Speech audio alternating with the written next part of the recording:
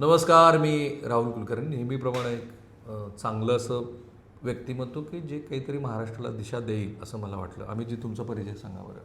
नमस्कार, मी अमित केवल पाटील, श्रीरामपूरचा राहणारा. गेली 25 वर्ष फ्रान्समध्ये मागचे राहतोय. गेलो होतो तिकडे वाईन शिकायला आणि नंतर मग वाईन टेक्नॉलॉजी शिकल्यानंतर तिथे जॉब लागला, इंटर्नशिप झाली आणि हळूहळू करता करता तिथे कोऑपरेटिव्ह फॅक्टरी 2008मध्ये विकत घेतली आणि आज तिथनंच कोनियाकचा बिझनेस करतोय. किती उलाढाल? उलाढाल साधारण 200 ते 250 CR पर्यंत आहे सध्या. तर मला एक सांगा की आपल्याकडचे द्राक्ष वाईनचे आणि फ्रान्समधले द्राक्ष काय फरक आहे? फ्रान्समधले द्राक्ष हे नेटिव्ह ग्रेप्स म्हणायला हरकत नाही. ओके. आणि आपल्याकडचे जे ते इमिग्रेटेड ग्रेप्स म्हणायला हरकत नाही, कारण आपली नेटिव्ह म्हणजे मूळचे त्यांचे त्यांचे ओके. किंवा they have been making wines for couple of centuries. त्यामुळे त्यांच्याकडे त्या व्हरायटीज त्यांनी डेव्हलप केल्या, संशोधन करून ते प्रोपोगेट केलं आणि त्याच्यामुळं ती वाईन फेमस होत गेली जगभर. आणि आपल्याकडं टेबल ग्रेप्स पण बनवत होतो, त्यामुळे we are known for table grapes, not for wine grapes. त्यामुळे मग आपण गेली 20-25 वर्ष जेव्हा माननीय शरद पवार साहेबांच्या नेतृत्वाखाली आपण वाईन पॉलिसी इम्प्लिमेंट केली महाराष्ट्रात, त्याच्यानंतर आपण ते रोपं आणले आणि मग ग्राफ्ट करून ते विनयार्ड्स डेव्हलप केले. त्यामुळे we are I will say 25 years old wine industry as compare to 5 centuries 10 centuries in Europe. त्यामुळे द्राक्षाची क्वालिटी आणि क्लायमेट, तिथलं क्लायमेटही खूप त्याला म्हणजे फेवर करणारं आहे. आपल्याकडचं तसं हार्श क्लायमेट आहे फॉर विनयार्ड्स. त्यामुळे नॉर्थ इज गुड. नाशिक जिल्हा चांगला आहे कारण तिथे थंडी चांगली येते. Bangalore is good. असे काही रिजन्स आहेत इंडियामध्ये की जिथे grapes for wine variety are grown in a better condition. Okay. आणि किती प्रकारचे द्राक्ष तिथे वाईनसाठी असतात? फ्रान्समध्ये प्रत्येक जिल्ह्याचं एक व्हरायटी म्हटली तरी हरकत नाही. क्या बात.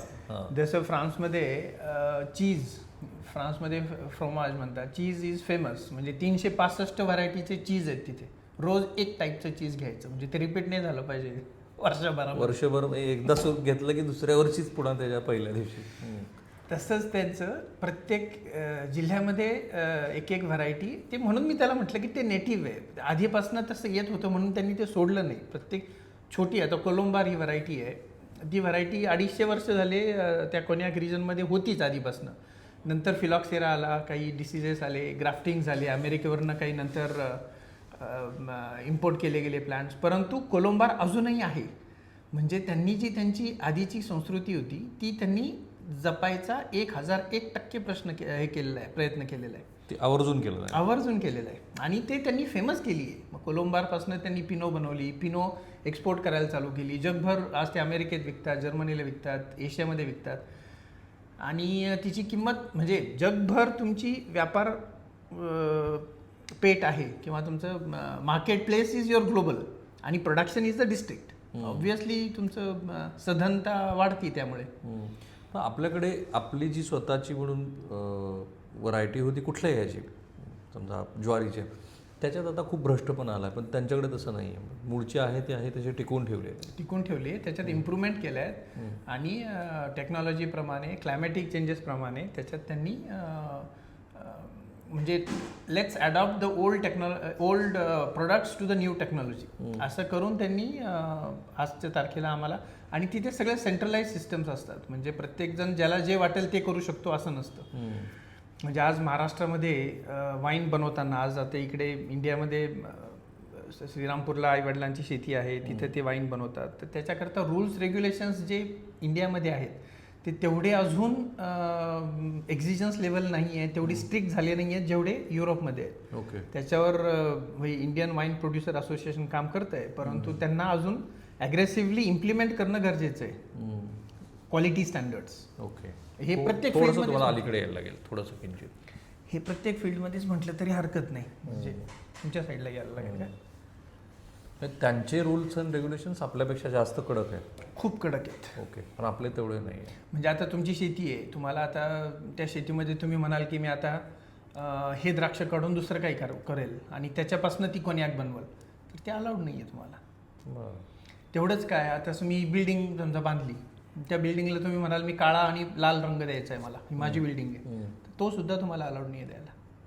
कारण का की प्रत्येक गावाचं एक डेकोरम ठरलेला असतो, एक आर्किटेक्चर ठरलेलं असतं, एक कलर पद्धती ठरलेली असते, ती तुम्ही डिस्टर्ब नाही करू शकत. म्हणजे तुम्ही तिथे जमीन घेतली म्हणजे मी त्याचा मालक झालो आणि मला जे करायचं ते मी कराल, हे शक्य होत नाही.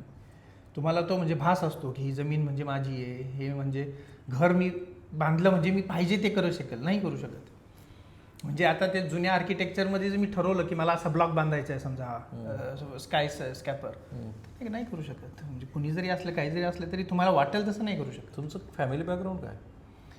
मी ग्रॅज्युएट केलं आणि वडील माझे अल्कोहोल टेक्नॉलॉजिस्ट आहेत. ते जे टिळकनगर इंडस्ट्रीजमध्ये मास्टर ब्लेंडर म्हणून होते ऑलरेडी, गेली 50 वर्ष ते काम करत होते आणि इंडियामधले काही सिलेक्टेड मास्टर्स ब्लेंडरपैकी वडील होते.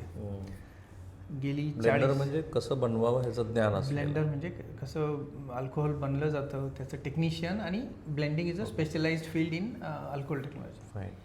तर ते इंडियातले 3-4 ब्लेंडर्सपैकी नॉन ब्लेंडर्स आहेत. मी इज 80 इयर्स ओल्ड नाऊ. आणि माझे आते भाऊ किशोर गोरे श्रीरामपूरचे, ते आमच्या कुटुंबातले पहिले होते की जे आमच्या गावातनं बाहेर पडले, म्हणजे ते देशातनं बाहेर गेले. आणि मग त्यांनी जे काही सगळ्या कुटुंबाला डायरेक्शन्स दिले किंवा लीड केलं, मोटिवेट केलं, morally he has been our pillar, mentor, pillar for guiding not only me. त्यांच्या आमच्या गावातले कारेगावमधले खूप यंगस्टर्सला त्यांनी सपोर्ट करत आलेत गेली 30-40 आणि वर्ष. तुम्ही ग्रॅज्युएशन कुठे केलं? मी श्रीरामपूरलाच केलं. श्रीरामपूरच्या श्रीरामपूरला स्थानिक कॉलेज रयत शिक्षण संस्थेमध्ये मी ग्रॅज्युएशन केलं. त्याच्यानंतर वसंतदादा शुगर इन्स्टिट्यूटमध्ये अल्कोहोल टेक्नॉलॉजी केलं. तुम्हाला आता फ्रेंच बोलायला येत असेल? शिकलो आता. तुम्ही तुमचं इंट्रोडक्शन कसं देता फ्रेंचमध्ये? डिपेंड्स कोण विचारताय काय काय माहिती. नाही, तिथे सुद्धा इंटरव्ह्यू झाली होती, त्याच्यामध्ये त्यांनी असं टायटल दिलं होतं की a lost Indian in the vineyards म्हणून. आणि that Indian was refer to a native Indian, म्हणजे कोणता अमेरिकेतले, जे he will be able to relate easily, की जे पंख वगैरे लावून कपडे नसलेले ते नेटिव्ह इंडियन जे असतात ना, रेड इंडियन्स म्हणतात किंवा नेटिव्ह इंडियन्स, तसं इंडियन शिकायला आला आहे बुवा. हे 25 वर्षापूर्वी त्यांनी लेख लिहिला होता तिथल्या जर्नलनी. अच्छा, 25 वर्षापूर्वी. हां. आणि मग त्यांनी ते केलं होतं की बा हा का बरं शिकतोय, भारतात वाईन ग्रो होतीये का, भारताच्या लोकांना वाईन माहिती आहे का, या सगळ्या क्युरियस खूप आहेत तिथले लोक. म्हणजे क्युरियोसिटी, भाषा, आय थिंक 25 वर्षापूर्वी तर आपल्याकडे वाईन हा शब्दही इतका प्रचलित नव्हता. मग तुम्हाला कसं काय वाटलं की फ्रान्समध्ये जाऊन वाईन? वडिलांचा विजन म्हणायला हरकत नाही, कारण वडील 50 वर्ष झाले या फील्डमध्ये आहेत आणि त्यांनी भारतातला कोपरा अल्कोहोल फील्ड करता व्हिजिट केला होता. विठ्ठल मल्ल्या, विजय मल्ल्या, नंतर टिळकनगरचे मालक डहाणूकर साहेब, त्या सगळ्यांच्या बरोबर त्यांना भारतातलं अल्कोहोल इंडस्ट्री चांगली माहिती होती. आणि त्यांना हे कळून चुकलं होतं की पुढच्या 5 वर्षात 10 वर्षात, म्हणजे 94मध्ये आपण गॅट साईन केलं, जे काही ग्रोथ होणार आहे पुढं ती लो अल्कोहोल ड्रिंक्सकडे होणार आहे. म्हणून मग ते म्हटले की तुला चॉईस तुझी आहे. त्यांनी मला ढकललं नाही कधी, परंतु चॉईस तुझी आहे. तुला जर वाईनमध्ये काम करायचं असेल तर तेव्हा इथे कोर्सच नव्हता भारतात, म्हणून मला US डेव्हिस अमेरिकेला एक ऑप्शन होतं आणि फ्रान्स एक ऑप्शन होतं. पण फ्रान्स मदरलँडच म्हणतात, त्यामुळे कॅपिटल. आणि मग पहिला जॉब माझा ॲक्च्युली पोस्ट ग्रॅज्युएशन झाल्यानंतर जिथं इंटर्नशिप करत होतो. PG तुम्ही तिथेच केलं? तिथं PG केलं. ओके. आणि तिथे इंटर्नशिप करत असताना त्या वायनरीची कपॅसिटी 3.5 कोटी लिटर होती जिथे मी इंटर्नशिप करत होतो. त्या काळात भारताच्या वाईनची कपॅसिटी 50-60 लाख लिटर होती.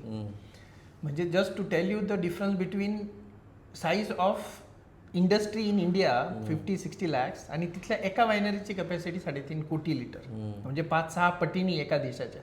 Just to show you the nascent stage. म्हणून मग जो एक्सपोजर तिथे मिळालं त्या ह्याच्यात खूप छान होतं. आणि त्यांनी तिथे डिस्क्रिमिनेशन काही केलं नाही, म्हणजे हा इंडियन आहे, याला फ्रेंच बोलता येत नाही, किंवा याला हा आपला जॉब काढून घेतोय, असं कधी मला जाणवलं नाही. त्यांनी फेअर ग्राउंड कायम दिलं आणि जो परफॉर्म करतो त्याला ऑपॉर्च्युनिटी मिळत गेली. म्हणून मी तिथं खूप कॉन्फिडन्स वाढला माझा. 3-4 वर्ष जे मी त्या वायनरीत काम केलं तिथे मला इथला भारतातला कम्पेअर केलं तर 15-20 वर्षाचा अनुभव मला ते 3-4 वर्षात मिळाला. ग्रेट. म्हणून मी पुढची स्टेप घेतली की ती तिथेच कोऑपरेटिव्ह कंपनी विकत घ्यायची. पण ते एकदम झालं नसेल ना? मधल्या काळात पहिला जॉब, दुसरा जॉब की नाही, 2 जॉब फक्त झाले. इंटर्नशिपचा जॉब आणि त्याच्यानंतर मी कोनियाक इंडस्ट्रीत, म्हणजे जिथे ब्रँडी बनवतात, कोनियाक बनवतात, स्पिरिट्स इंडस्ट्री, ओके. त्याचा अनुभव घेण्याकरता मी एकदा फक्त शिफ्ट केली आणि त्याच्यानंतर एकदा शिफ्ट म्हणजे वायनरीतनं शिफ्ट करून डिस्लरीत एकदा. तिथे किती वर्ष काम केलं? तिथे 3.5 वर्ष. एकूण तुमचा तिथे नोकरीचा अनुभव 5.5 वर्षाचा. हां, 6.5-7 6.5-7 वर्ष. पण हे ऑल ऑफ सडन झालं असेल ना ॲक्विजिशन तुम्ही जे केलं ते? वेल, ॲक्विजिशन ऑल ऑफ सडन नाही झालं, कारण काय होतं की त्या 5-6 वर्षाच्या काळात आम्ही WMDC बरोबर इथून महाराष्ट्रामधनं खूप डेलिगेशन तिकडे नेली. ओके. नगर जिल्ह्यातली, नाशिक जिल्ह्यातली, कोल्हापूरतली, सोलापुरातली सगळ्या शेतकऱ्यांना तिकडं नेऊन तिथे कशी चालती इंडस्ट्री ही खूप दाखवायचा प्रयत्न केला आणि तेव्हा ही वाईन पॉलिसी घडून आणली शासनाच्या मदतीने. तेव्हा आम्हाला कळून चुकलं की भारतामध्ये तर खूप स्कोप आहे, इथं काहीच नाही आहे झालेलं अजून. म्हणून मग मी त्या कंपनीला, जिथे नोकरीला होतो त्या कंपनीला सांगायचो की तुम्ही यांना मदत करा, तुम्ही यांना प्रोडक्ट्स द्या, तुम्ही यांना टेक्नॉलॉजी द्या, तुम्ही वाईन मेकर द्या, जे ह्या लोकांकडे नाही आहे त्याचा पुरवठा करा तुम्ही. असं तेव्हा चालू केल्यानंतर ह्या शेतकऱ्यांची, म्हणजे लांबकाने तुमचे सोलापूरचे, ते खूप चांगले शेतकरी जवळचे होते, वारले ते आता अनफॉर्च्युनेटली, त्यांचा मुलगा बघतो आता. त्यांनी 100 एकर जमीन घेतली होती सोलापूर हायवेला, मोहिनी वायनरी नाव टाकलं होतं त्यांनी. आणि त्यांना माहीत काहीच नाही, शेतकरी एकदम आपल्या रुरल एरियातला शेतकरी, परंतु वाईन बनवायची इच्छा, पॉलिसी आली म्हणून वाईन बनवायची आणि वाईन करायची म्हणून ते तिकडे येऊन आठवडाभर माझ्याकडे राहिले होते आणि त्यांना मी तिथे बॉर्दो एरिया वगैरे सगळा फिरवला, दाखवला. परंतु शेतकऱ्याची आपली जी टेंडन्सी असती ती काही तेव्हाही बदलली नाही आणि आताही बदलली नाही. They are open to see the new things but very difficult to get convinced and try new things. Okay, very important. नवीन तिथला शेतकरी जो आहे फ्रान्समधला, तो नवीन चॅलेंजेस ॲक्सेप्ट करतो आणि रिस्क घेऊन ट्राय करतो. आपला शेतकरी ट्रायलला रेडी होत नाही, फक्त बघतो आणि ॲट द मोस्ट ऐकून घेऊन ही विल से की माझ्या शेजाऱ्याला करू द्या आधी आणि नंतर आपण बघू म्हणून. Risk taking appetite of our farmers is much less, असा माझा अनुभव झाला. ठीक आहे. म्हणून मी स्वतः ठरवलं की ठीक आहे, आपण स्वतःच हे करू, स्वतःच आपण बनवू आणि स्वतः बघू विकू शकतोय का. म्हणून मग ते किती कोटीला तुम्ही ती कंपनी विकत घेतली तेव्हा? नाही, ती कंपनी जी कोऑपरेटिव्ह कंपनी होती ती 20-25 वर्षापूर्वीची कंपनी होती. सहकारी. ती 1980-88 मध्ये काहीतरी वगैरे तयार झाली होती, म्हणजे फॉर्म झाली होती. आणि त्यांनी ती करायचं कारण काय असतं, तिथे 2 व्हर्टिकल्स असतात बिझनेसचे. एक म्हणजे तुम्ही कोनियाक बनवून मोठ्या ब्रँड्सला बल्कमध्ये देता किंवा तुम्ही तुमचा स्वतःचा ब्रँड बनवता. ओके. तर ती जी कोऑपरेटिव्ह कंपनी होती ते सगळे शेतकरी, जवळजवळ 17 सभासद होते ते, आणि ते सगळे बल्कमध्ये बनवून मोठ्या ब्रँड्सला देत होते. परंतु जेव्हा ओव्हर प्रोडक्शन व्हायचं किंवा काही क्रायसिसनी सेल्स कमी व्हायचे तेव्हा ह्या कंपन्या, ब्रँडेड कंपन्या कॉन्ट्रॅक्ट कमी करायचे. मग यांनी सगळ्यांनी रिव्हॉल्ट होऊन असं ठरवलं की आम्ही त्यांचे कॉन्ट्रॅक्ट बंद करू, आम्ही आमचा स्वतःचा ब्रँड तयार करू. म्हणून त्यांनी ती कंपनी 88 मध्ये स्थापन केली आणि सगळ्यांचं शेतीचा माल त्याच्यात आणायचा आणि त्याच्यातनं विकायचा, अशी ती एक्झरसाईज चालू झाली.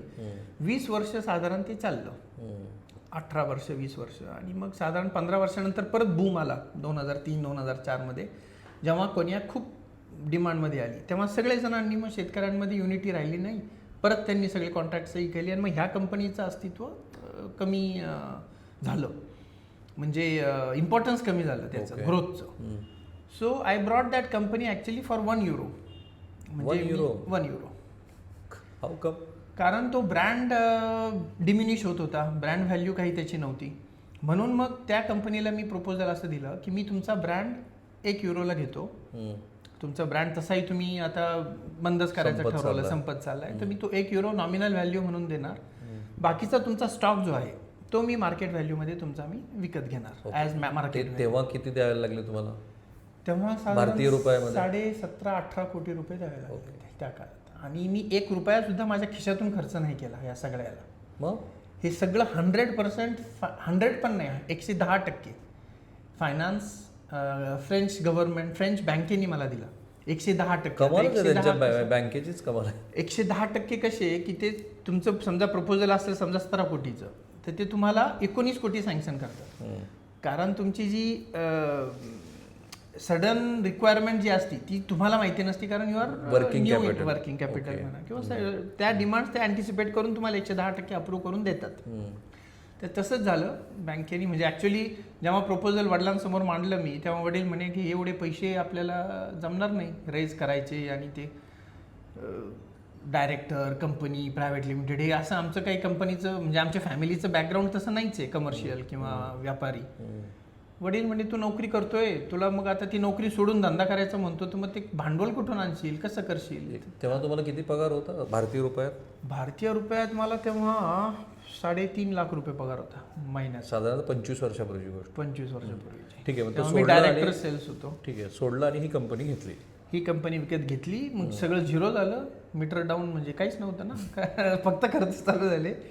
पण एक हे होती जिद्द होती की आपल्याला, तेव्हा साहेबांचं खूप मार्गदर्शन लाभलं, म्हणजे शरद पवार साहेबांचं. ती कंपनी घ्यायच्या आधी मी थोडंसं डगमगीत होतो की बा करावं नाही करावं. मग थोडंसं अभ्यास, सगळा केस स्टडी मांडला, सरांचं ॲडवाईस त्याच्यावर. सर म्हणे घ्या म्हणजे कॉपरेट करायला काय प्रॉब्लेम, म्हणजे मोटिवेट करायला, यस बी ना मेंटर ऑल द टाईम तेव्हापासून. म्हणून मग त्यांनी एक दिलासा दिला की करा म्हणून, आणि भारतात आणा तो उद्योग. त्यांचं एकच होतं की तिथं करा काय करायचं ते, परंतु इथं घेऊन या.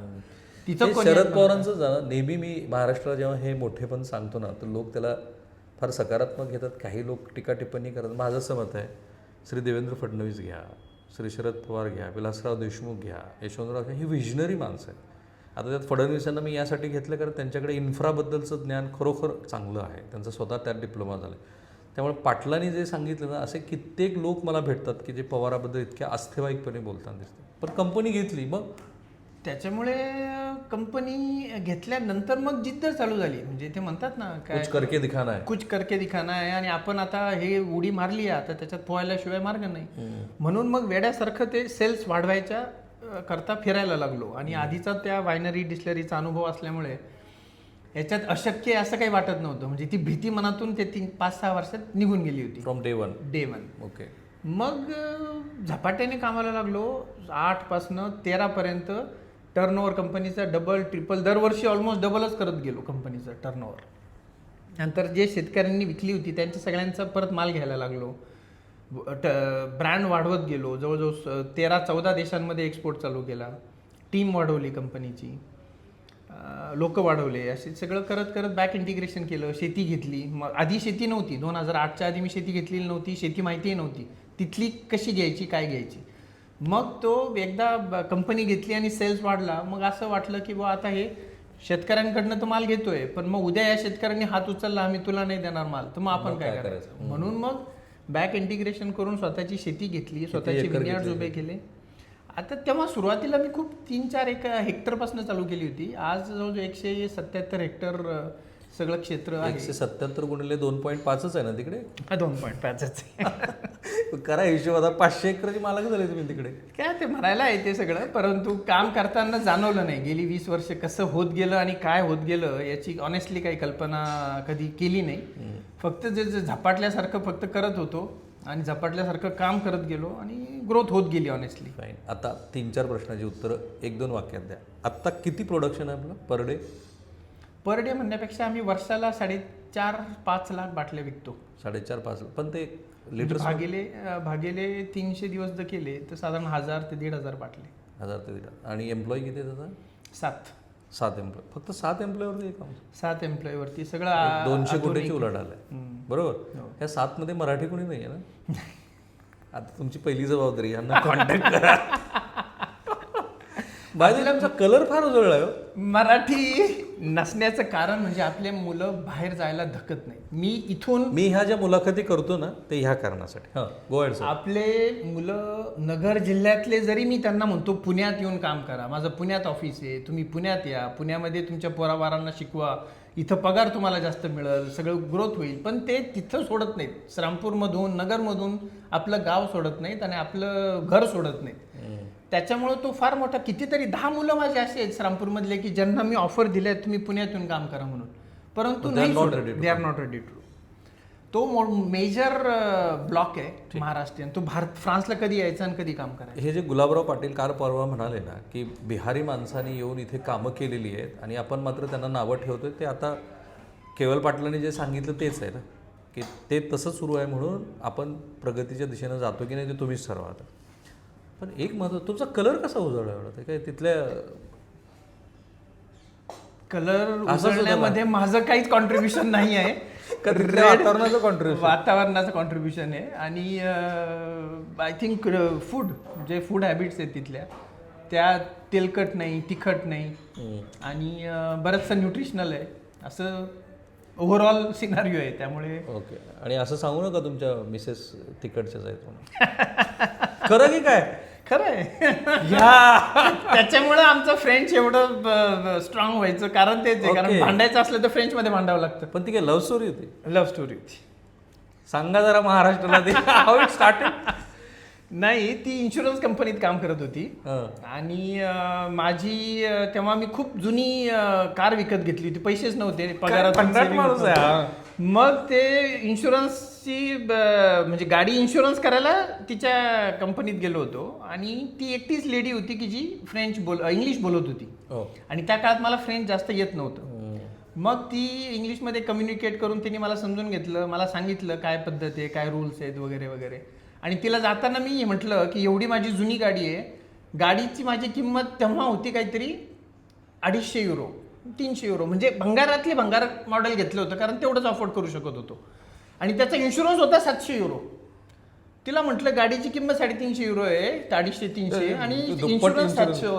म्हटलं हे देशाचं काय खरं नाही, कसं शक्य आहे इथं राहणं म्हणून. आणि ती हसत ती त्या थॉट प्रोसेसमध्ये राहिली की हा माणूस, तिला कदाचित भेटत नसतील असे कायम बोलणारे की बा इन्शुरन्स डबल आहे तुमच्या किमती एवढा म्हणून, किंवा एवढ्या जुन्या गाडी स्क्रॅप करतात तिथे, कुणी ते स्पेअर पार्ट्समध्ये विकून टाकतात. पण मी ती घेतली, जुनी मॉडेल होती, रशियाचं मॉडेल होतं, लाडा नाव होतं तिचं, लाडाचे मॉडेल होतं एकदम. तर ते घेतलं, आपल्या प्रीमियर पद्मिनीसारखी दिसायची ती गाडी, ती पहिली गाडी होती माझी. आणि असं ते मग तिला ॲक्च्युली मी तेव्हा सांगितलं की मी भारतात चाललो आहे आणि माझे आईवडील आता मला मुली बघतायत आणि मी लग्न करून येणार आहे पुढचं. तर तिला ते समजलंच नाही की असं कसं हे करतात म्हणून. काय अरेंज मॅरेज कसं असू शकतं. तर तिला ते थोडंसं शॉक बसला त्या गोष्टीचा.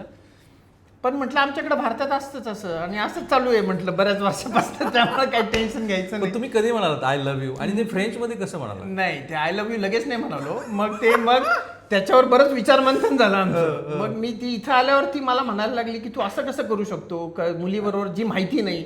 म्हटलं माहिती नाही असं आमच्या आईवडील माहिती नव्हतीच एकमेकांना, म्हटलं तरी आम्ही तिघं झालोच म्हटलं पहिला. तर असं सगळी स्टोरी. तर ती म्हणे की ठीक आहे म्हणे, तुझं लाईफ आहे, तू ठरव. मग मी माझ्या बहिणीशी चर्चा केली, तिला म्हटलं दीदी असं आहे तर काय वाटतं तुला. ती म्हणे मग तू असे डिलेमामध्ये असताना तू इथं लग्नाचं वगैरे नको सांगू, आईवडिलांना नको सांगू, पण तू थांबून घे, 6 महिन्यानंतर बघू आपण तुझ्या लग्नाचं काय करायचं. तोपर्यंत मी नाशिकमधल्या इथल्या 2-3 मुली बघितल्या पण होत्या. म्हटलं मग त्यांना होकार नकार काहीच नको द्यायला, फक्त पोस्टपोन केला असं सांगून आम्ही परत गेलो फ्रान्सला. मग तिथं तिची भेट घेतली. तिला म्हटलं काय तुझं मेसेज काय, अर्थच काय समजायचा. What message? तिने मेसेज पाठवला होता की तू दुसऱ्या अननोन मुलीशी लग्न कसं करू शकतो. मग त्या मेसेजला म्हटलं याचा अर्थ काय समजायचा. हा तुम्ही हा संदेश समजला, समोरून आलेला संदेश समजला.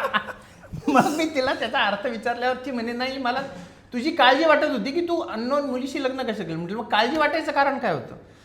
ती म्हणे माहित नाही. म्हटलं मग याचा अर्थ हे गुलाबाचं फुल, माझे तुला सेंटिमेंट्स आहेत म्हटलं, I really appreciate you and I love you. हे इंग्लिश झालं होतं. पण मी म्हणजे थोडंसं कन्व्हिन्स नव्हतं होत, कारण म्हटलं आपल्या दोघांचा फरक खूप आहे. ऑनेस्टली ती फ्रान्समधली मुलगी, कधी इंडियात नाही आलेली, कल्चरली फरक आहे. मी पण कन्झर्वेटिव्ह छोट्या फॅमिलीतला आलेला मुलगा, आणि काही शक्य नाही. म्हणजे ते बॉलिवूडचे एवढे पिक्चर पाहिले होते की ते निगेटिव्ह डोक्यात होतं की फक्त स्टोरी. म्हणून तो फ्रान्समध्ये आय लव्ह यू कसं म्हणतात? जतेम. एवढंच वाक्य. मग शॉर्टकट आहे ना. प्रेक्षकांना असं वाटेल की मी जरा त्यांच्या वैयक्तिक आयुष्यामध्ये फारच घुसलो. त्याचं कारण आहे, त्यांनी आधी काय सांगितलं की मराठी मनुष्य श्रीरामपूरहून इथे पुण्यात यायला तयार नाही. अमोलराव तर पुढेच गेले, पुढे जाऊन तर त्यांनी सगळं जमीन पण विकत घेतली, आयुष्यही त्यांनी सुधारलं.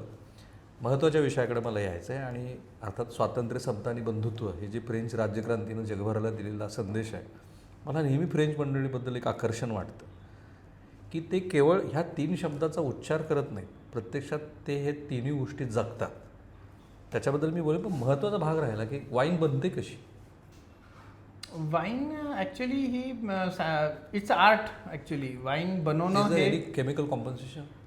Yes, there is actually the sugars in the grape juice are converted into त्यातला जो alcohol. साखरेचा अंश आहे तो अल्कोहोलमध्ये कन्वर्ट होतो ओके. आणि त्याला ईस्ट टाकावी लागते फर्मेंटेशन करता.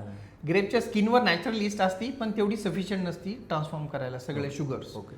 म्हणून अल्कोहोल जे बनतं वाईनमध्ये that is suppose to be good for health कारण इट्स नॅचरली क्रिएटेड किंवा नॅचरली फॉर्म्ड अल्कोहोल. जसं आपलं विरजन टाकून आपण दुधाचं दह्यामध्ये कन्व्हर्जन करतो तसं हे ग्रेप ज्यूसचं कन्व्हर्जन वाईनमध्ये ईस्ट टाकून केलं जातं. त्याच्या वेगवेगळ्या प्रोसेस आहेत. मॅच्युरेशन आहे बॅरल्समध्ये सगळं त्याचं रिझर्व्ह कॅटेगरीची वाईन केली जाते. ओक बॅरल्समध्ये मॅच्युअर केलं जातं. ह्या सगळ्या जगातल्या टेक्नॉलॉजी आहेत ज्या आम्ही प्रयत्न करतो भारतामध्ये आणून किती implement प्रकारचे वाईन आहेत फ्लेवर वाईज आणि फक्त द्राक्षापासूनच बनते की आणखी? नाही फ्रुट्सपासून पण वाईन आता बनायला लागली आहे फेमस व्हायला लागली आहे. परंतु पॅरेंट जे म्हणता येईल ते सगळं ग्रेप्समधलीच वाईन आणि त्याच्यात वेगवेगळ्या व्हरायटीज म्हणजे रेड ग्रेप्स घेतले तर त्यात मेर्लो व्हरायटी आहे, कॅबर्ने व्हरायटी आहे, शिराज व्हरायटी आहे, मालबेक व्हरायटीज आहेत. ह्या सगळ्या जसजसे आपले उसाचे नंबर्स असतात 86-032 तसे हे व्हरायटीज आहेत. रेड व्हाईट्समध्ये पण तसेच शेनिन ब्लॉं, सुविनिओ ब्लॉं, शार्दोने आणि त्या पद्धतीची बनलेली वाईन प्रत्येकाची टेस्ट वेगळी असते. वाईनमध्ये काय असतं ॲक्च्युली जमिनीतला जो अर्क असतो तो त्या ग्लासमध्ये आलेला असतो. ती आमचे एफर्ट्स असतात की जमिनीत काय मिनरल्स आहेत आणि ते त्या ग्लासमध्ये कसे आणता येतील विदाऊट एनी ट्रान्सफॉर्मेशन. म्हणजे आम्ही वरतून काही टाकत नाही त्याच्यात फ्लेवर नाही टाकत किंवा काही ॲड नाही करत कोणत्याही गोष्टीमध्ये. सो दॅट वाईन मेकरचा तो एफर्ट सगळ्यात जास्त असतो की बारामतीत बनलेली वाईन म्हणजे बारामतीतल्या जमिनीतली वाईन आणि नाशिकमधल्या जमिनीतली फरक असणार. पण साधारणपणे जितकी वाईन जुनी तितकं त्याचं व्हॅल्यू आणि टेस्ट हे खरं आहे का?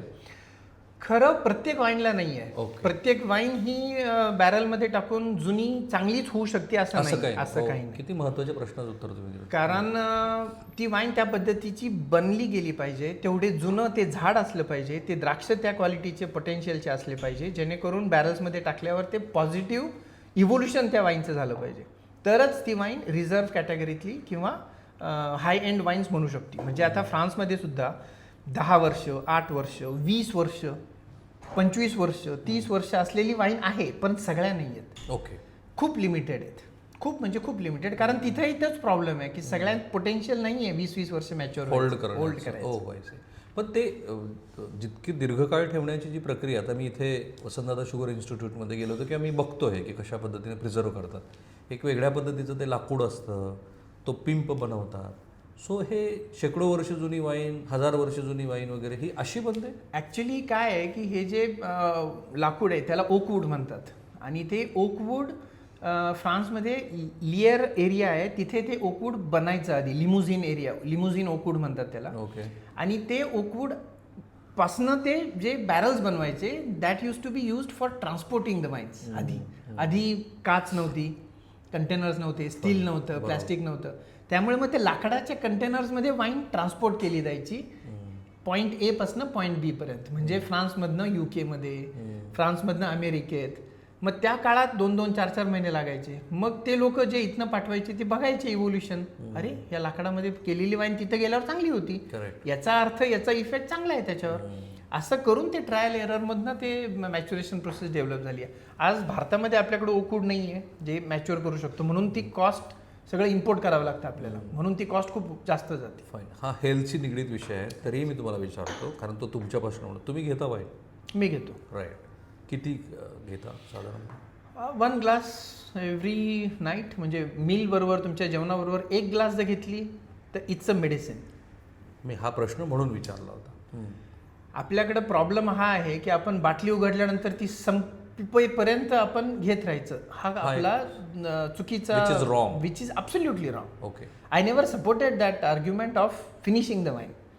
मी कॉलेजमध्ये मला आठवतं जेव्हापासून होतो तेव्हापासून मी सगळ्या मित्रांना म्हणायचो की don't drink to get drunk. म्हणजे किक नशा करता तुम्ही ते तुम्ही पिऊच नका. मग तुम्ही You drink to enjoy, to socialize, for your health benefits, that's fine. That can be 1 peg, that can be half peg, that can be 2 peg, it's fine. Okay, तुम्ही आता सांगितलं की जेवण करत असताना ती वाईन युजली घेतली पाहिजे. रेड वाईन युजली त्याच्यात अँथोसायनाइन्स असतात, त्याच्यामध्ये तुमचे फॅट्स डिझॉल्व्ह होण्याची केमिकल्स असतात आणि ते प्रूव्हन आहे. मी माझ्या घरामध्ये स्वतःच्या आईवर मी ते ट्रायल घेतलेले आहे. हिरेमठ डॉक्टर फेमस कार्डिओलॉजिस्ट पुण्यातले, त्यांनी सांगितलं, त्यांच्याकडे आई स्ट्रेस टेस्ट करता आली होती, तेव्हा त्यांचं सगळं प्रिस्क्रिप्शन लिहून झाल्यावर त्यांनी विचारलं की तुमचं प्रोफेशन काय वडिलांना माझ्या. मग ते म्हटले आमची वाईनरी आहे. म्हणे मग तुम्ही मॅडमला देत नाही का वाईन? ते म्हणजे नाही, तिला नाही आवडत, तिला ती तुरट टेस्ट वगैरे. नाही नाही नाही नाही ते काही नाही. त्यांनी ती प्रिस्क्रिप्शन फाडून टाकलं आणि म्हटले की यांना रोज 1 ग्लास फक्त वाईन देत जा आणि 90 दिवसानंतर माझ्याकडे परत स्ट्रेस टेस्ट करायला या. मग ते फॉलो केलं मेडिसिन म्हणून आईनी आणि नंतर आली तर स्ट्रेस टेस्ट एकदम क्लिअर, सगळं क्लिअर, पॉझिटिव्ह सगळं तिचं. अच्छा, वाईन घेण्याची पद्धती साधारणपणे ती घोट घेतल्यानंतर तो असा काही तोंडात दीर्घकाळ ठेवून वगैरे असं जे सांगतं ते बरोबर आहे? जसं मी तुम्हाला सांगितलं की वाईनमध्ये मिनरॅलिटी ऑफ सॉईल, म्हणजे त्या सॉईलचं किती कॉम्प्लेक्स स्ट्रक्चर आहे हे जाणून घेण्याची प्रक्रिया ती टेस्टिंगमध्ये केली जाते. ओके. म्हणून मग आम्ही ते सुरील करतो किंवा तोंडामध्ये ती वाईन फिरवतो, जेणेकरून त्याच्यातले अरोमाज आम्हाला लिबरेट करता येतात. Oxygen mix. This is the right way. तुम्ही घोट एकदम नाही गिळायचा आहे, तुम्ही तो ठेवायचा ऑक्सिजन बरोबर मिक्स करायचा आणि मग त्याच्यात तुम्हाला जाणवल त्या लिक्विडचं प्रोफाईल कसं चेंज होतं. जी आई म्हणायची की तुरट लागते, तुरट का बरं? की ती प्यायची आणि गिळून टाकायची. मग तीच वाईन जर तिने एरेट केली, ऑक्सिजन बरोबर मिक्स केली, तर तिला ती गोड वाटती, रासबेरी बेरीजचे टेस्ट. शुगर वाढत नाही ना? नाही नाही, ही ड्राय वाईन असती, याच्यामध्ये 1.5 ते 2 ग्रॅम शुगर असती 1 लिटरला नॅचरली राहिलेली. त्याच्यामुळे त्याच्यात पोर्ट वाईन ही शरीराकरता हानिकारक, कारण त्याच्यात 50-60 ग्रॅम शुगर असते. पोर्ट वाईन नाही पिऊ.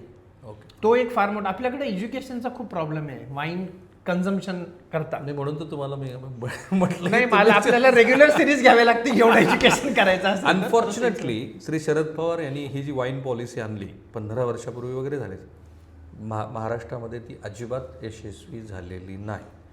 फक्त नाशिकचा काही भाग सोडला, सुला आणि त्या 2-3 ब्रँड, तर एक तर मराठवाड्यात खूप सारे प्रयत्न झाले, अनेकांनी वायनरी बाहेरनं आणल्या, वायनरी सुरू पण झाल्या, पण त्याला जे जसं कॉपरेटिव्हमध्ये मुवमेंट बनल्या तसं जे रूप यायला हवं होतं तसं झालं नाही.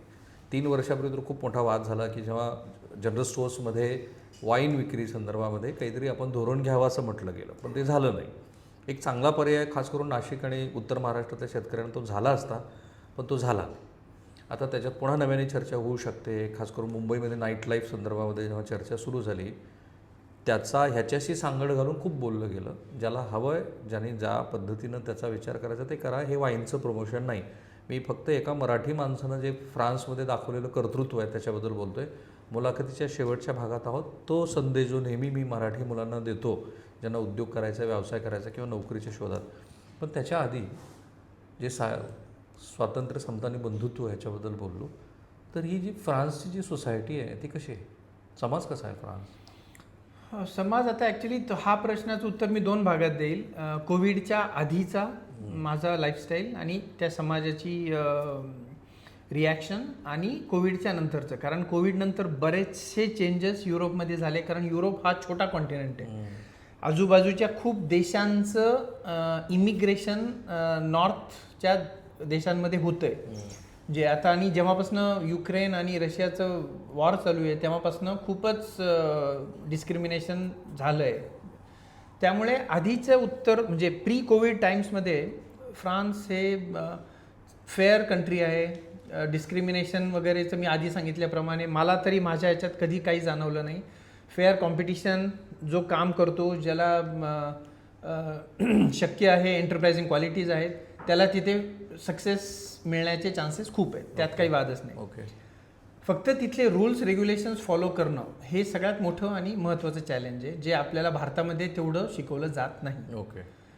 आणि पोस्ट कोविड काय झालं की तिथे इमिग्रेशन खूप प्रमाणात झालं ईस्ट युरोपमधनं. त्यामुळे आता फ्रेंच लोकांचं टेंडन्सी हळूहळू बदललेली बघतोय मी. कारण आता ज्या गावात मी आधी राहत होतो तिथे आम्ही आमचं शेतीचे अवजारं बाहेरच ठेवायचो. कधी आत्तापर्यंत काहीही चोरी जारी झाली नाही. गेली 3 वर्षापासून आमचे म्हणजे ग्रास कटिंग मशीन, छोटे छोटे अवजारं म्हणजे अगदी हातोडी फितोडी ते सुद्धा चोरी जायला लागलेत. त्यामुळे आता आम्हाला थोडंसं कन्झर्वेटिव्हकडे लोकांचं बघण्याचं झालं आहे की आता इमिग्रंट्सला आम्ही किती ॲक्सेप्ट करणार, किती इमिग्रंट्स येणार, 10,000, 50,000, 1 लाख, 2 लाख, 4 लाख, 5 लाख, किती ॲक्सेप्ट करू शकणार हा देश. त्यामुळे थोडंसं आता सध्या गेली 3-4 वर्षापासून थोडंसं डायसी सिच्युएशन क्रिएट झाली आहे इमिग्रंट्स करता. त्यामुळे आता जे तिथे राहतात, ज्यांचं ऑलरेडी आहे ती गोष्ट वेगळी, परंतु नवीन मुलांकरता थोडंसं टफ झालं आहे. गव्हर्नमेंटनी पॉलिसीज थोड्या स्ट्रिंजंट केल्या आहेत. उदाहरणार्थ फ्रेंच भाषा आलीच पाहिजे हा रूल आधी नव्हता 20 वर्षापूर्वी. आता त्यांनी तो रूल टाकला आहे की तुम्हाला जर फ्रान्समध्ये यायचं असेल तर फ्रेंच भाषा आलीच पाहिजे, तुम्हाला फ्रेंच सिव्हिलायझेशन त्याचं हिस्ट्री माहिती पाहिजेच, त्याची परीक्षा द्यावी लागेल. तर या थोड्याशा त्यांनी कॉम्प्लिकेशन्स क्रिएट केले आहेत नवीन लोकांकरता. ओपन डोअर पॉलिसी नाही राहिली. खास करून धार्मिक अल्पसंख्याकाबद्दल त्यांचा जो अलीकडचा बदलता दृष्टिकोन आहे तो फारच एकूणच फ्रान्स म्हणून जे काही जग बघत होता त्याच्या बिलकुल विपरीत आहे. एक जे कार्टून आणि ज्याच्यावरून खूप मोठा वाद झाला, दहशतवादी हल्ले झाले, त्याच्यानंतर फ्रान्समधनं पण एक मोठी मुवमेंट सुरू झाली जी एका विशिष्ट धर्माच्या विरोधामध्ये अँटी होती, जे कधीही फ्रान्समध्ये बघितलं गेलं नव्हतं. पण मुख्य भाग पाटील असं आहे की मराठी मुलांनी काय करावं. वाईन इंडस्ट्री बघा, नोकरी म्हणून, बिझनेस म्हणून. याचा मी आधीचा तुमचा प्रश्न होता की वाईन पॉलिसी सक्सेसफुल नाही झाली किंवा जनरल स्टोअरमध्ये आणायचं होतं. त्याच्यामध्ये प्रॉब्लेम असा झाला की त्या जनरल स्टोअरच्या पॉलिसीमध्ये एक 2,500-3 हजार स्क्वेअर फुटाचं जे जनरल स्टोअर आहे त्याच्यातच वाईनचा एक कॉर्नर द्यावा असा तो प्रस्ताव मांडला होता शासनाकडे. पॉलिटिकल त्याला स्वरूप दिलं गेलं, नंतर काही त्याच्यात धरणं बांधली गेली आणि त्याच्या ऑपोजिशनमध्ये प्रोपागेंडा झाला ऑपोजिशनकडनं, म्हणून ते थांबलं गेलं. ॲक्च्युली 3,000 किंवा 5,000 स्क्वेअर फुटाचं जनरल स्टोअर म्हणजे मॉल, हा एक त्यातला कन्सेप्ट होता. आणि असे अख्ख्या महाराष्ट्रामध्ये फक्त 150-200 मॉल आहेत की जे त्या कॅटेगरीमध्ये उतरू शकत होते. म्हणजे त्या ठिकाणी फक्त लेडीज म्हणा, सॉफ्टवेअरमध्ये जे इंजिनियर्स काम करतात त्या म्हणा, किंवा सिनियर सिटीजन्स म्हणा की ज्यांना वाईन आणि ब्रँडीच्या दुकानाबाहेर लाईनीत उभं नाही राहायचं, त्यांना फक्त जायचं आहे आणि आपली वाईन चूज करायची आहे आणि वॉक इन स्टोअरमधून घ्यायची आहे. तो एक एफर्ट होता. पण आता तो पॉलिटिकल याच्यात अटकल्यामुळे ते झालं नाही. परंतु मराठी माणसांना आता उत्तर द्यायचं तुमचं, तर I think he should break that wall of not living my home. Basically तो त्याचा first thing, you have to leave your village, You have to live city, wherever you are working. Exactly. You need to reach to the cities like a Pune or Mumbai. Anywhere in the world. फक्त एवढ्यापुरतं limit ठेवू नका. तुम्हाला झिम्बाब्वेत पाठवा, तुम्हाला south आफ्रिकेत पाठवा, नाही तर न्यूझीलंडला पाठवा. You have to be there. You have to be there. Correct. आणि हे मी चायनीज लोकांबरोबर मी खूप काम करतो. तिथल्या लोकांची ही जिद्द खूप आहे. हे करायचं आहे तर करायचं आहे, त्याच्यात विषय मिटला, दुसरं काही चर्चाच नाही ठीक आहे. दिवस रात्र एक करणार, पण ते करणार. आपल्याकडे इफ अँड देन खूप आहे मराठी मुलाचा. हा झाला रोजगाराच्या निमित्ताने. हा झाला रोजगार. पण युरोपमध्ये आता तशी संधी आहे मुलांना रोजगारांची? आहे, रोजगाराची संधी आहे, ऑपॉर्च्युनिटीज खूप आहेत. BVGचे हनुमंतराव गायकवाड साहेब त्याच्यावर बरंचसं कामही करतायत. फक्त आता सांगितल्याप्रमाणे 2-3 वर्षापासून रूल स्ट्रिंजंट केल्यामुळे ते eligibility criteria is changed a lot. Fine. त्याच्यामुळे मला वाटतंय की तिथे स्कोप खूप आहे अजूनही युरोपमध्ये काम करायला आणि एंटरप्राइझिंग महाराष्ट्रीयन मुलांकरता. आणि एंटरप्रेन्योरशिपसाठी पर्टिक्युलरली वाईन इंडस्ट्रीमध्ये महाराष्ट्रात, फ्रान्स किंवा जगभरामध्ये काय स्कोप आहे? हे बघा, वाईन हा असा विषय आहे की जो आयुष्यभर राहणार आहे. It's going, socialising people will never stop eating and drinking. त्यामुळे वाईन ही सोफिस्टिकेटेड ड्रिंक आहे, तो एक लाईफस्टाईल आहे. वाईन ही काय असं म्हणजे पिऊन तुम्ही रस्त्याच्या कडाला पडाल असातला भाग नाही आहे, किंवा असं ते बघूही नाही त्याच्याकडे. म्हणून वाईन हा लाईफस्टाईल ड्रिंक असल्यामुळे फक्त त्याच्यात एज्युकेशनची गरज आहे. मी कायम एक्साईजच्या कमिशनरांशी किंवा एक्साईज मिनिस्टरशी हीच आर्ग्यू करत असतो की सर, आम्हाला तुम्ही एक प्लॅटफॉर्म द्या की जिथे आम्ही एज्युकेशन देऊ शकू लोकांना. परंतु the moment we start talking about wine, it becomes a advertising, promotion. म्हणून ते आम्हाला काही आपल्या कॉन्स्टिट्यूशनप्रमाणे मिळत नाही. म्हणून आता मी सकाळला सुद्धा किंवा महाराष्ट्र टाइम्सला सुद्धा रिक्वेस्ट केली होती की दर आठवड्याला तुम्ही माझ्याकडनं लेख घेत जा वाईनच्या हेल्थ बेनिफिट्सबद्दल किंवा टुरिझमबद्दल. तर ते सुद्धा त्यांना म्हणजे हे नाही करता आलं, कंटिन्यू नाही करता आलं. त्यामुळे I think there is lot of scope. पण व्यवसायाचा किती स्कोप आहे मराठी मुलांनी? खूप स्कोप आहे वाईन करता. ऑस्ट्रेलियामध्ये माझे 1-2 महाराष्ट्रीयन मुलं आहेत की ज्यांनी ऑस्ट्रेलियामध्ये वाईन इंडस्ट्रीमध्ये पाय आता रोल आहे, चालू केले. अरे वा. त्याच्यामुळे US मध्ये पण 1-2 आमचे शेतकरी आहेत की ज्यांनी विनयार्ड्समध्ये आणि या फार्मिंगमध्ये चांगलं काम केलंय. त्यामुळे हा ओव्हरऑल ट्रेंड वाढतोय. महाराष्ट्रात संधी आहे? महाराष्ट्रातही संधी आहे. फाईन. महाराष्ट्रातही संधी आहे. फक्त महाराष्ट्रामध्ये थोडंसं मोजून मापून काम करणं गरजेचं आहे. कारण chances of failure because of external factors like government policy, like government policy किंवा नॉट क्वालिटीचं सेल नाही किंवा सेल्स तुम्हाला करता येत नाही किंवा सेल्स करायला तुमचे जे सप्लाय चेनचे बंधन आहेत ते सगळे, हे सगळे अभ्यास करून तिथे युरोपमध्ये सोपं आहे तसं विकणं. कारण क्वालिटी स्टँडर्ड्स तुम्ही बांधिलकी आहात आणि ग्लोबल स्टँडर्डचाच प्रोडक्ट बनवावा लागतो. काही लोकांना तुमच्याशी संपर्क साधायचा आहे आता, how to they contact you? माझा ईमेल ॲड्रेस मी देतो, amit@kevalws.com, म्हणजे amit@kevalws.com. या ईमेलवर मला तुम्ही मेल पाठवू शकता आणि काही प्रश्न असतील तरी विचारू शकता. But it's always a pleasure to share my experience with the Marathi environment, Marathi मुलं. आणि तुमच्या मुलाचं नाव काय? माझ्या मुलाचं नाव अर्जुन आणि पॉल असे 2 नावं ठेवले. अरे दोन्हीचं मिक्स केलं? दोन्हीचं मिक्स केलं, वेस्ट आणि इंडियन असं. पण दोघांना मराठी येतं का? कॅरोलला समजतं. माझ्या बायकोचं नाव कॅरोल आहे, तिला समजतं, परंतु बोलताना तिला थोडा त्रास होतो. मुलांना तर यायचं काही कारण? अर्जुनला मायबोली फ्रेंच येते, आता आजी बरोबर मराठी शिकतोय.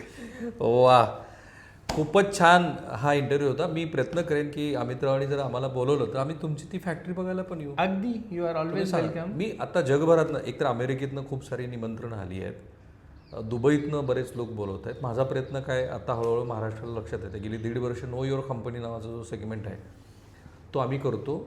कसलंही प्रमोशन आम्ही कधीही कोणाचंही करत नाही. हे खूप रॅन्डम मुलाखती असतात. आज सकाळी आमचं ठरलं भेटायचं, खरं तर 2-3 दिवसापूर्वी ठरलं होतं.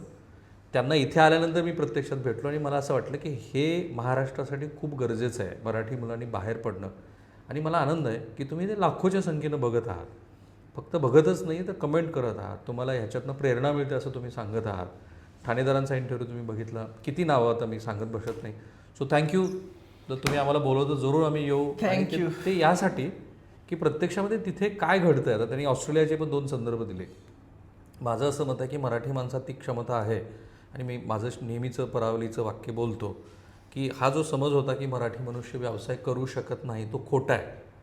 मराठी मनुष्य अत्यंत कल्पकपणे व्यवसाय करतो. तो तेवढ्याच सचोटीनं करतो की ज्या सचोटीची व्यवसायामध्ये खूप गरज असते. Thank you sir, thank you so much. आभारी आहे. भेटूया.